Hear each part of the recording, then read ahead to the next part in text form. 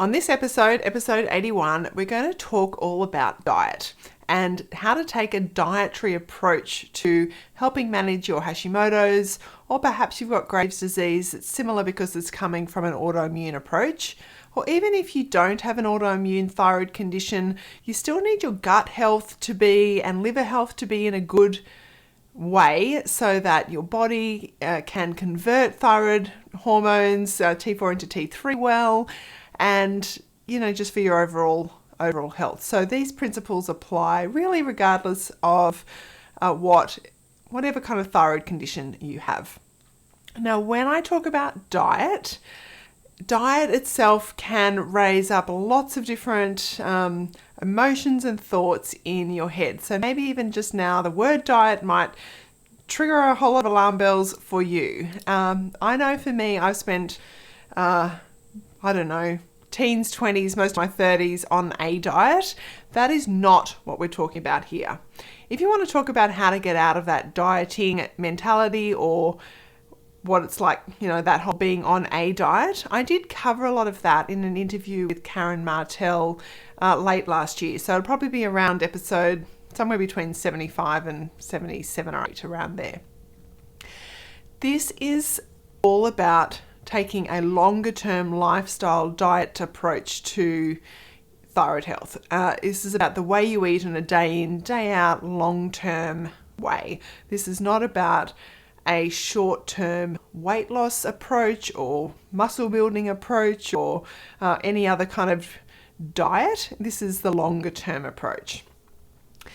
And what I'm going to cover is a little bit about what I think I'm going to call like a ladder approach to this, sort of starting at the on the floor all the way through to right up the top of a highly individualized approach with lots of steps on the way. And then I'm going to, at the end, invite you to have a think about where on that ladder you are currently and where maybe you would like to be as you look at the way you eat for your health, down the track, and also then I guess about how you want to get to that place on the ladder, because there are different approaches of which we're going to cover.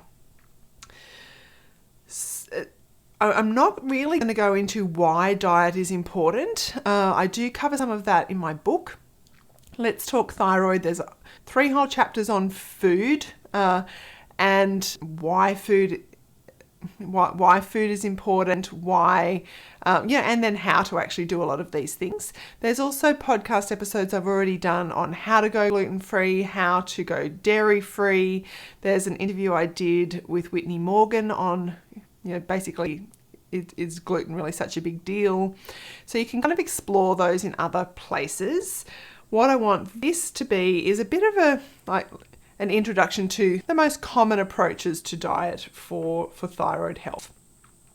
And just bear in mind that diet is just one part of the overall thyroid-friendly lifestyle puzzle that needs to be unpacked. It is a pretty key part.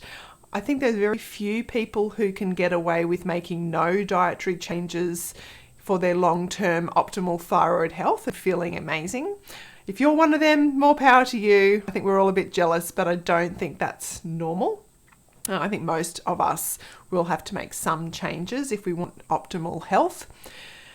But there's probably more than 4 parts, but the 4 that I identified in my book, Let's Talk Thyroid, are mindsets. So really getting that long-term approach, understanding that it is a lifestyle approach, coming to terms with the fact that you have a condition that you can't really get rid of. Even if you can put it into remission, you still have to manage your health long-term. Unwinding, which is all about managing stress and staying out of that fight or flight as much as we can. Food and low tox living, so reducing our toxic exposure. So they're kind of 4 key areas that I think that all of us will need to address over time. So food is one. It's not, so just bear in mind that you might have made all the dietary changes that you can and you've explored individualized approach and you're still not feeling at your optimal health. There's plenty of other aspects of that thyroid-friendly lifestyle to explore. So I'm going to explain what I've put on this ladder that I'm going to talk about, and then we'll go through each step. So right on the ground, before you've even stepped onto the ladder, is kind of the standard Western diet. They call it in Australia and America the SAD diet, Standard American Diet, or Standard Australian Diet. It tends to be kind of fairly high carb, fairly processed food, takeaway, prepackaged meals. Just we eat for convenience, and we're busy and we're tired, or perhaps we haven't learned how to cook. There's a whole lot of reasons that go into that, but that's sort of your basic kind of, you're going to eat whatever you want, when you want. You haven't made any changes. That's like on the ground. Then we've got the next rung up would be just clean eating. I'm going to come back to what that means. Then we've got removing some particular dietary triggers. It might be like I've gone gluten-free or dairy-free or sugar-free. Then we've got paleo. Then we've got autoimmune paleo or autoimmune protocol. And then on top of that you've probably got things like your IgG food sensitivity testing, things like exploring FODMAP foods. There could be other things at that top end of the ladder. Now that doesn't mean we're all trying to get to the top of the ladder. This is just sort of, my basic explanation, so that there are different levels of diet, and ultimately you don't want to live at the top of the ladder. Even if you have to go there to work out what's optimal for you, you don't want to live, you don't want to live at the top. And so, we'll talk in a little bit about how to get to those different parts, but that's what I'm going to cover. So first of all, the base level, that really, whether you've got a thyroid condition or not, we should all be aiming for that first rung of dietary approach, or the way we eat, and that's clean eating. So that's just removing from our diet as many kind of processed chemicals, additives that we can. So that's taking out things like artificial food colorings, flavorings, preservatives, all the numbers that you see, on the labels. It's eating where we can fruit and vegetables that aren't sprayed in lots of chemicals. So perhaps they're organic, or perhaps they're spray free, or perhaps they've even grown in your own back garden. I've got tomatoes. That's pretty much all I've been able to grow. But I've got tomatoes, and a few sweet potatoes. So start small. So if you can just clean up your diet from removing those things, that's a really healthy start for everyone. So that might mean, doing your fruit and vegetable and your food shopping from a butcher, a local fruit and veggie co-op, or at least the grocery, the fruit and veggie store. Or like I get a lot of my vegetables as part of a home delivery service. Or there's different ways we can reduce that sort of chemical toxic exposure in our food. Maybe it's just, if you do shop in a big supermarket, it's staying around the outside where your fresh fruit and veggies and your meat and your refrigerated products tend to be, and staying out of the aisles with all the pre-packaged sauces and ready-made kits and pastes and all that kind of thing as much as possible. So that's clean eating. Now, the next step up the ladder would be to remove particular things that you think might be triggering. And when I say triggering, I kind of mean setting off some sort of inflammatory response in your body. Now that could be you feel bloated, it could be you've got brain fog, it could be that your joints ache. So really, when we're starting to talk about removing foods, it's my understanding from all I've read and the experts I've spoken to, and from my own experience, that we should, from an autoimmune health at least perspective, be looking at taking an anti-inflammatory approach to our health. That's really the approach that we should be taking. So often I'll hear people say, well, I've gone gluten-free, or I'm partly gluten-free. Now, you can dive into that partly gluten-free discussion in the Whitney Morgan episode, but taking some of those individual, gluten-free, dairy-free, sugar-free, some of those things out, that maybe that's enough for you. And that can be an easier next step up if you don't want to launch straight into paleo, autoimmune paleo. You could just try taking out some of those foods and see how you go. But it may not be enough, particularly if you're first starting out in making some dietary changes, or if your gut health's not really great, or your thyroid health isn't great, your antibodies are really high, it might not be enough. But it could be where you end up coming back to. So the next level up is paleo, taking a paleo approach. And I have to say this is my basic approach, is a paleo approach. I have dabbled up the ladder and down the ladder, but really this was, that paleo is all about removing typically inflammatory foods.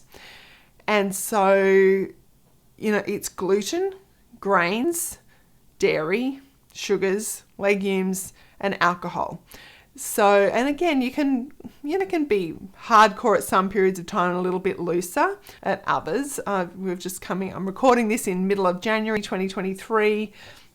Just come out of being away on holidays and Christmas, and definitely my paleo has been a bit looser at the edges the last month or so. So for me, it's time to rein it in a little bit. But that paleo approach removes those typically inflammatory foods. And for a lot of us with autoimmune conditions, that tends to be where, it's not a bad default. And when I talk to different professionals, health professionals, doctors, integrative doctors, nutritionists, naturopaths, they tend to find that with most of their autoimmune Hashimoto's patients, that paleo is a pretty good base. So, and I guess for me, that's where I started 10 years ago on this, food approach to my thyroid health. I did a 30-day paleo challenge, and for the first time in a very long time, I actually felt good. I didn't feel bloated after I ate all the time, which I had thought was normal. I had thought, I must have just been greedy and lazy and, but actually worked out that I'd obviously been eating things that just didn't work for me. And that's the approach I take with people who do my course. My Kickstart course is based around 30 days of paleo. That's what I talk about in my book. So that's kind of my middle of the road starting point. That is challenging. Like if you're on the ground at the standard diet, to jump to paleo can be a big step. And I understand that. So we're going to talk in a little bit about how to get there if that's where you want to get. The next step up, again, from paleo, generally is considered to be autoimmune paleo. Sometimes it's called autoimmune protocol, or you might see it referred to as AIP. The AIP approach is not intended as a long-term lifestyle. Paleo can be long-term. AIP is not generally considered to be where you want to sit long-term as the way you eat day in, day out. It's a bit too restrictive, but it can be a really helpful elimination process. If you've kind of tried paleo and there's still a few niggly things that aren't working for you, taking it that next level might be where you need to go. Some people will start straight at autoimmune paleo. It will depend a bit on how bad you feel and how willing you are just to dive right in, or whether you want to ease into something. That can be a personality thing. It can be a how bad or good you feel. I would like to say that I think there's a lot of us, because I was definitely in this category, that just don't know how good you can feel. I think there's a lot of us, and perhaps this is you, that you just put up with a lot of low grade feeling a bit average.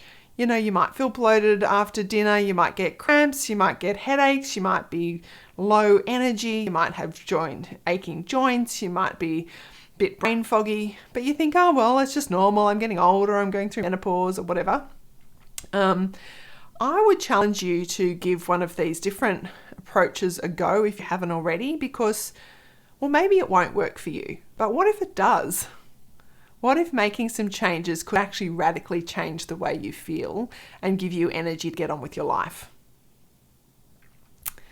So the autoimmune protocol, which, as I said, not designed for long term. Some people will use it for 6, 8, 12 weeks as a bit of a healing protocol. And often that is a good idea to do that in conjunction with working with a health practitioner, like a naturopath or a nutritionist or your doctor, so that they can help you with that. But on top of paleo, the autoimmune protocol also removes eggs, nuts and seeds, and nightshades. So nightshades are a category that include things like tomatoes, chilies, capsicum, eggplant. There's a whole list. You could Google nightshades, but they can be inflammatory for a lot of people. So that's removed in the autoimmune protocol. On top of that, and I know this is all sounding like, oh my gosh, what is left? But I'm going to tell you in a minute what's left and what to make it priority to actually include in your diet so you don't think there's nothing left, this is where it can be worth exploring your own individual food sensitivities. And I did have a couple of people ask questions in the Let's Talk Thyroid Facebook community. One was about IgG testing. So that's food sensitivity testing. Is it reliable? And how long does it last? Like, how long can you rely on that result for? So it's not something I've personally done. I haven't done that I can remember. I've tried lots of things in the past, but I can't remember ever having IgG testing done. Normally it would be done in conjunction with a doctor or a health practitioner who can refer for those tests and help you to interpret them and understand them. But the research that I've done, and particularly I got this information from Dr. Karatsian, who I highly respect and have learnt a lot from, is that IgG testing can be really helpful for food sensitivity. It's not for food allergy testing. That's quite different, but it is a point in time test. So it's really saying this is what your body is sensitive to at this point in time. Now, if you embark on a food healing, gut healing protocol for a period of time, maybe your body, if you were to retest it in 3-6 months' time, could actually change that. Maybe you're less sensitive to some things. So that is where I highly recommend working with a practitioner on that. But that could perhaps be really helpful for you. The naturopaths I've worked with use kinesiology, which is, I guess, it's different to IgG testing, and I have found it personally really quite helpful in terms of, again, it's a point in time assessment. How does my body respond to different foods or different things? They use muscle testing. I know not everybody likes that approach, but I have personally found it really helpful. I really trust my naturopaths. And, it's just experientially, I've found it to be accurate. So that's something that I've used perhaps probably as an alternative to the IgG if I think about it. And the other thing in that sort of pointier end of really kind of working out on an individual level what's going on for you, the other question that I was asked in the thyroid group was about FODMAPS. Now, this is again not something I've had personal experience with. I have not deliberately followed a low or no FODMAP diet. But in, like as a snapshot, like as an overview, a FODMAP, essentially they're short chain carbs that your digestive system doesn't digest, and so they end up fermenting and can cause things like irritable bowel syndrome. They, come some similar symptoms to just like your bloating, flatulence, cramping, those type of symptoms. But FODMAPs can be found in things like fructose, lactose, fructans, galactans, I don't know what some of these things are, polyols, which is sugar alcohols, can be found in some kind of really common foods like garlic and onions, apples, dates, pears. So some random, well, maybe they're not random, but if you're just thinking, well, I am following I'm eating lots of fruit and vegetables and, I don't understand, but I'm still having problems. It might be worth then doing a bit of a read up on FODMAPs. So FODMAPS, it's an abbreviation or an acronym for something that I can't pronounce. But if you just type in FODMAP, you'll find it into a search engine. And that might help to pinpoint some things that are causing problems for you. So that's the ladder from no change to highly individualized change. That's the ladder. There's probably many other steps in between, and perhaps there's other things at the pointy end that at the top end that you might want to explore that I haven't thought of for this episode, and we can probably explore at other points if you bring them to my attention, or if I can find an expert to talk about them with.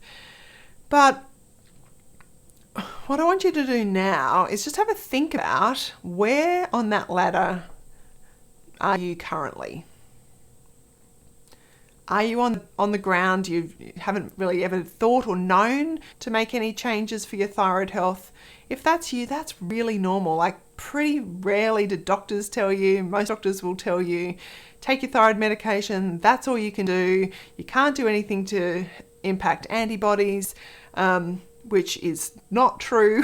And so you might have been taking thyroid medication for 20 years and never known that there's anything else you can do. That is completely fine, because now you know. Now you know that there are things that you could do. Perhaps you're at the gluten-free level and you think that's enough, or maybe you're gluten-free most of the time. And essentially, if you're gluten-free most of the time, you're gluten-free none of the time. You're either 100% gluten-free or you're not gluten-free. I know that sounds really hard. It's a hard pill to swallow, but once you've got your head around it, it's actually easier. I honestly believe it's much easier. Because you don't have to debate every time whether you're going to have it or not. That's one of the reasons. So, but perhaps you're thinking, well, I've been gluten-free for a while, but I still think there's a few things that aren't working for me. Well, maybe you could explore paleo. Perhaps you're at paleo, but you know there's a few, you can kind of just work your way up and down the ladder depending on where you're at. But I want you to actually think now about where you are at. And then think about, well, all right, so if you do want to make some changes, where do you think you would like those changes to start on the ladder? And I'm going to tell you about two main approaches that I talk about in my book, Let's Talk Thyroid, that might be helpful for you to think about which category you fall into. And there's not a right or a wrong, it's just whichever way is the right way for you. So one is, well, it's either being a turkey or a frog. Now, if you are a turkey, I'm a turkey, you tend to jump all into things or not at all. You're a bit all or nothing. Or perhaps your health is at a state where you're like, right, I've just got to make a major change. No mucking around. I just need to make a significant change. That's like jumping all in. That's probably where you would either jump straight to paleo or autoimmune paleo. That would probably be that kind of, I'm going to go cold turkey. I'm going to give it a good, I would say minimum 30 days, a good month trial before I make any, before I kind of then reassess it. And I'm going to be really strict about it because, you want to get your best bang for your buck with your effort. So that's kind of the turkey approach. You can also have a turkey approach even to going gluten-free, and that's just bottom. So you can have a turkey approach to any of these things. But I would say if you're listening to this and you kind of towards the bottom of the ladder, the turkey approach would be diving straight into paleo or into autoimmune paleo. If you're more of a frog, now a frog, when you think about that frog in a pot scenario, where if you throw a frog into boiling water, it's just going to jump straight out. So maybe for you, jumping straight into that is like it's going to be too hard, too much, too stressful, too deprivational, and you might be able to hack it for a week, but then you're just going to give up and go right back to the bottom of the ladder again. Maybe it's a bit like snakes and ladders. We don't want that, because what we're looking for is a long-term approach. But if you put a frog in a cold pot of water and gradually raise the temperature of the water, you'll end up cooking the frog. It'll end up getting, fully absorbed into that approach. So the frog in this scenario might start with going gluten-free. Maybe would start with trying gluten-free, and you're doing gluten-free alternatives like gluten-free pasta, gluten-free bread, I would encourage you, if you can, not just switch those out. That would be helpful, but maybe that's just an easier place for you to start. And then gradually, you kind of think, well, maybe I can do zucchini noodles instead of gluten-free pasta. Or maybe I can find a paleo bread instead of my gluten-free bread from the supermarket. Or, but you start with those switching out the things into the gluten-free options. And then, then maybe that's enough for you. Or you can then make gradual changes once you're seeing the difference. Perhaps you're already at the paleo level, but you just want to kind of creep up into trying a few of those other things to see if there's other foods that are irritating for you. So that's the turkey or the frog. So you work out where you are at, where you want to be, and how you want to get there. That is totally up to you. I always recommend working with health professionals, finding yourself a good holistic general practitioner, integrative medicine doctor, other health practitioner that knows about thyroid health, someone like a naturopath, a nutritionist. I think they're all good people to have in your support group, your support team. I also would say that I know realistically that for a lot of you, it can be really hard to find good health practitioners. I get that. Even living in a major city, that can be a struggle. But for many people, I know you live in regional areas, or, you just don't have easy access to good medical care. Or you've got an appointment, but it's 3 months away. Or it's just completely out of your budget right now. So I understand all of those scenarios. So what I would say is, why not make some of these diet and lifestyle changes? Remembering there's still, the mindset, stress, low tox part of the lifestyle as well. Why not make some of those changes anyway? Because the reality is, your doctor or your naturopath's not in the kitchen with you when you're cooking your dinner. You're going to have to make those changes. Well, you're probably going to have to make those changes anyway. Why not give them a go before, you can access the additional help that you might need? I'm not saying instead of, I'm never going to say that, don't mishear me, but I also know that not everyone is in that position all the time. And so why not do what you can do without this? It's really just going to cost you the cost of the food. It's not going to cost you anything else. I do have lots of resources, as I said, already on the podcast. So check out, I'll put the links in the show notes to other related episodes, and there's quite a few, but there would be the Going Gluten-Free, Going Dairy-Free, the Gluten-Free with Whitney Morgan, Unfunc Gut with Dr. Kozlowski. They're the ones that I can think of off the top of my head. I've also obviously got my book, Let's Talk Thyroid, where I do go into quite a bit of detail about food, because I think it is a major part. There's 3 whole chapters just on food. The how, the why, and the, really how to really implement it with food ideas and recipe ideas and recipes, what I cook, how to cook with, a family that doesn't always follow the same dietary plan as you.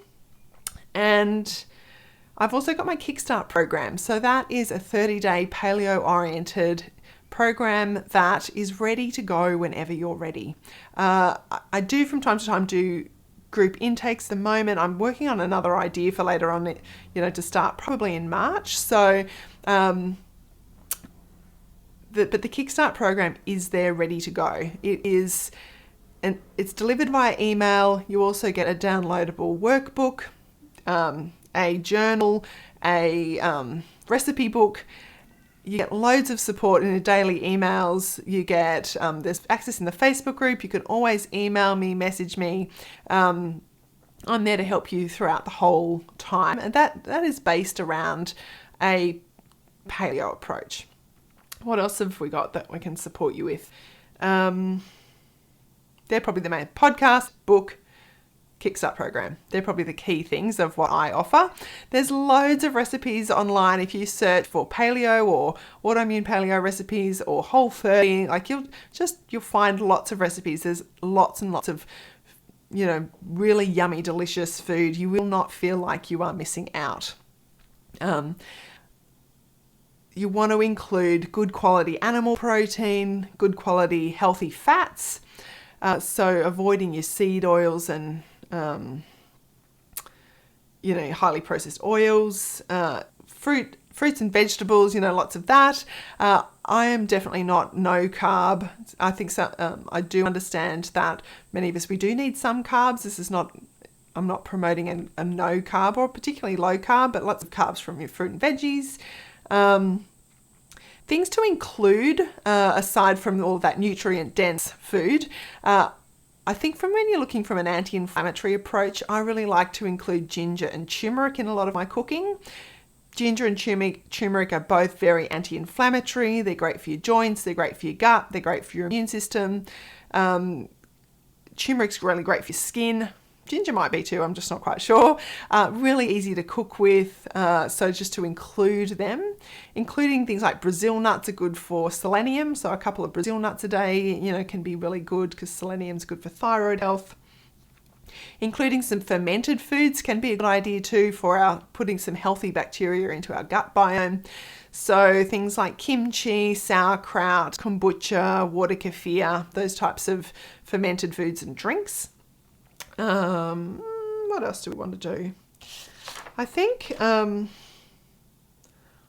that's probably a good wrap up. That's a good summary of the ladder of dietary approach. Remembering that what you're ultimately looking for, and it might take you a couple of months through to even a couple of years to figure this out, but ultimately what you're looking for is the long-term lifestyle, the way I can eat day in, day out with a bit of wiggle room either side and know that I'm going to be feeling good, your thyroid health's going to be good, your antibodies are healthy or they're reducing. That's what we're aiming for when we're talking about the best diet for Hashimoto's. And ultimately, the best diet is the one that's going to leave you feeling good. It's going to leave you with energy, no gut issues. You're going to have clear brain, clear mind. And, the ultimate goal, I think, is so that you can actually go and live your life, offer all of your gifts, talents, abilities to the people around you and fulfill your purpose in your life. And it's very hard to do that if you're feeling really tired or you're in pain or you got to be close to a toilet. All of those things just put a bit of dampener on you living your best life. And I don't know that I really like that term, living your best life, maybe. But I do believe on a very fundamental level that our purpose in life is to offer all that we have and can be, and all our best, gifts, talents, skills, experiences to the world around us, whatever that world is. Maybe that's your family and your friends and your workplace. Maybe that's a little bit beyond that. Doesn't really matter, whatever your world is for you. And if I can help you do that by offering you some information and some tips and support and some coaching along the way, then I guess I feel like that's helping me to fulfill some of my purpose too. So that is the wrap up on the best diet for Hashimoto's. Before you hang up or hit stop, I do want to let you know that from Monday, I'm starting a completely new little weekly episodes that will land on the podcast on a Monday that are going to be short 10-minute coaching style episodes. So they're going to be called KISS Thyroid Coaching. KISS meaning keep it super simple. Thyroid coaching sessions, 10 minutes or less. That's my challenge to stop, not waffle. But the idea being that we'll talk about one small aspect of living a thyroid-friendly lifestyle, and I'll invite you to think about one thing, maybe make one change, one bit of research, one thing for the week. Because I really want to be helping you to bring that into your life. So look out for that on Mondays. This podcast will continue every second Thursday, mostly with interviews, some longer form discussions, solo episodes like this, but mostly interviews with experts from around the world. I've got a whole list of people that I'm about to book in for interview appointments. I've got lots of topics that we want to cover. So lots of stuff to come up with that. That will be every second Thursday, as it has been for the last couple of years. That's a good pace for me to maintain my own thyroid health and sanity. And I know sometimes I think, I want to put that out weekly too, but I'm just going to pace myself, see how I go with the weekly 10-minute coaching episodes and the fortnightly longer form Let's Talk Thyroid episodes. So have a fabulous week or fortnight, everyone. Really looking forward to getting back into 2023. And here's to better thyroid health for us all. Bye. Thank you so much for listening to this episode of Let's Talk Thyroid. If you have enjoyed the content, or perhaps you're thinking, my mum needs to hear this, or my sister or my bestie, I would love it if you would share this episode with them. That really just helps spread the positive and practical message of Let's Talk Thyroid and helps that broader thyroid community, our friends and family, to live well with their thyroid health. So you can just share the episode. If you subscribe on whatever platform you're listening to this podcast, it's free. It's really helpful because then you'll be notified every time a new podcast comes out, and it just makes it much easier to find. There's usually a little subscribe button or a bell or follow often is the terminology. So if you wouldn't mind doing that, that would be helpful.